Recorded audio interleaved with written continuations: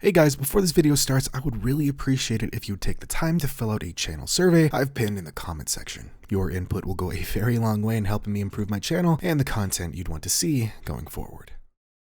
Welcome back everybody to the Ready or Not lore series, where in today's episode we will discuss the new Brisa Cove. This video will be divided up into two sections, the first being all in-game / developer confirmed information, and the second being my own theories as to where the world and story may go in the future. Move quickly and clear the area.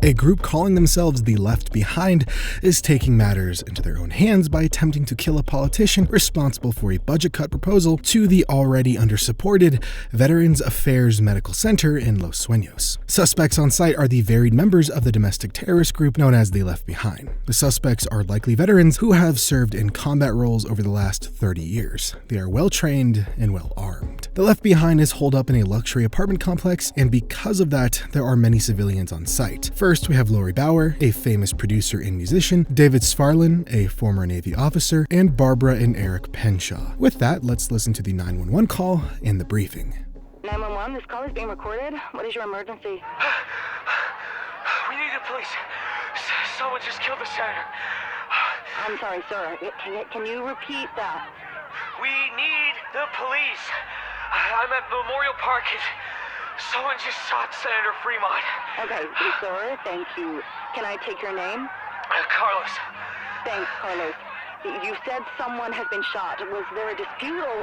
Oh, no, you're not listening. Someone shot Senator Fremont as he was giving a speech. It wasn't anybody up close. It must have been a sniper or something. I don't know. All right? I was listening to his speech when there was a gunshot and he hit the deck. It's mayhem down here. Okay, Carlos, I'm going to need to ask you to stay calm. The police are inbound. You say the shooter was not in the park? No. Yes. Oh, God. I don't know, maybe. But they weren't in the crowd. He was shot from a ways away, you know? I understand, Carlos. Thank you. So, to confirm, there was no active shooter in the park? No. This was a targeted attack. They wanted the senator. Oh, this fucking city, man. Oh, I hate it here. Thank you, Carlos. As I said, the police are inbound. Please stay out of the way and let the emergency services work. Thank you for calling, and please stay safe. Okay. Thanks. God, what a day. All right, we've got a roll. This just came in. There have been multiple calls coming in of an incident over in Brisa Cove Memorial Park, an assassination attempt on Senator Cornelius Fremont. This guy's supposed to be running for president in the next election, so I'm sure you can all appreciate how much we don't need this to turn to shit right now. The senator was holding a rally in the park when the shooting happened. Security was on site, but the shots came from further afield. Reports indicate it came from a building south of the park. Early details say there are several suspects holed up on the 12th floor. We don't have much to work with, but we do know that the senator has received a few threats in recent weeks from a veterans group who were unhappy with the decision to cut VA hospital funding, a bill the senator heavily supported. The senator is no longer on site, and uniforms have already cordoned off Memorial Park. I want us to hit that building and flush out whoever is up there. I know you can do jobs like this in your sleep, but I can't stress how badly we need this dealt with quickly and cleanly. We've already cleared the building to the 12th floor. Now it's up to us to go in there and search every apartment that has a view of the park, however marginal. I want guys on the roof and everywhere in between. Keep in contact, and for God's sake, communicate with one another as you go. I won't have anything falling through the cracks on this one. Any questions? What's the status of the senator? Last update was that he's alive, but barely. They got him good. Now, there's no time for sitting around. The building's plans are being uploaded as we speak. Familiarize yourselves with them before we head out. All right, time for questions. Anybody got anything burning they need clearing up? Great. Now gear up and report back to your element leaders in the garage in 5 minutes. Stay safe out there.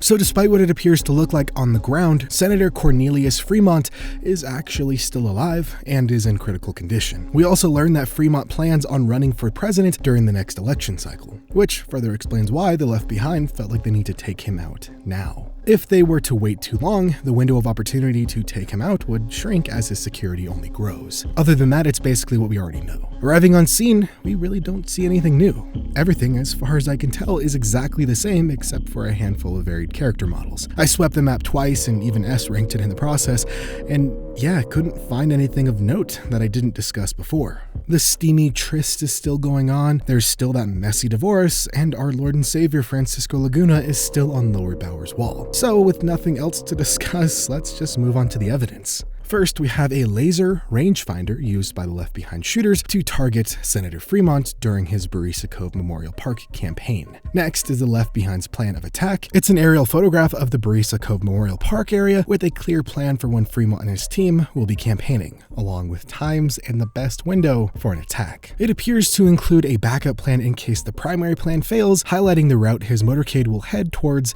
in the event of a high-risk incident. The plan is way too detailed and accurate to the point that the LSPD thinks somebody gave them that intel. And finally, we have an old dusty box found by Detective Reed while examining the scene. It's a box that contains a number of items, a photo of some officials, as well as a suspicious photo of the Brisa Cove Memorial Park. And if you zoom in, we can see that the photo on top of the pile is of 5 men standing in front of a USIA building. Despite the lack of changes to this map, we can still discuss some of the evidence. I think I'll start this discussion by defining the name of this mission, the Ides of March. The term Ides of March refers to March 15th in the Roman calendar.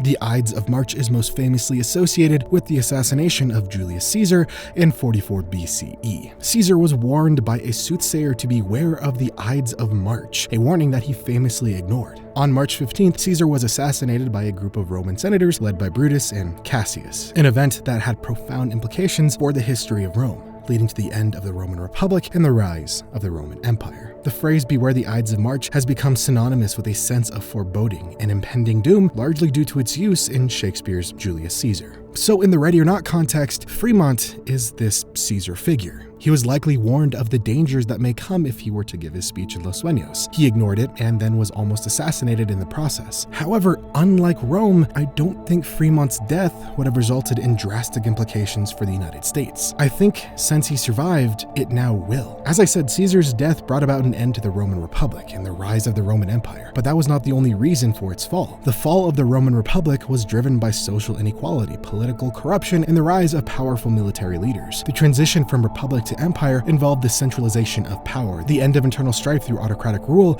and the establishment of a more quote-unquote stable government. Now, does any of that sound familiar? Contrary to what I've been seeing online about this map, I don't think the USIA wanted Fremont dead. I think it's the very opposite. I think the USIA wants Fremont in power. We've theorized about this before. The USIA or the MLO or whoever's really pulling the strings wants change. Total societal change. We know Los Sueños is dying, or really is dead, and the inhabitants are just weakened at burying it.